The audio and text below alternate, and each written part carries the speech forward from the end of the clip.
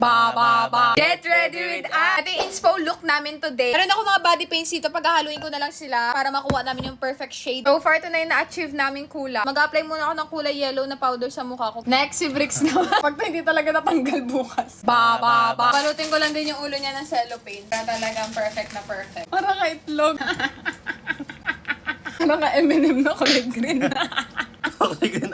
Parang gray or green yung mata ni Fiona, so gagamit ako ng gray na contact lens. Kapag add na ako ng contact lens, magko-color na tayo. Medyo hantayin ko lang matuyo to. For my outfit, ito yung aking susuot eh. Ito yung tsura ng dress sa akin, kailangan ko pa pala lagyan dito. Tanggalin ko lang muna yung mga kwintas ko para makulayan ko rin yung leeg ko. Hinahantay ko matuyo to nasa leeg ko. Kikilayan ko na lang muna si Fiona. And base sa itsura ni Fiona, para lang siya naka-brown lipsticks. Mag-a-add lang din ako ng lashes. Meron akong dalawang buhok dito. Parang mas ma-red ata yung buhok ni Fiona. Baka! Hinipitan ko lang yung buhok ko sa likod na ganyan. Kana namin yung kamay namin. Mag-headband na lang ako. Shrek na Shrek talaga. This is the final look. Yay! Nasa McDo kami.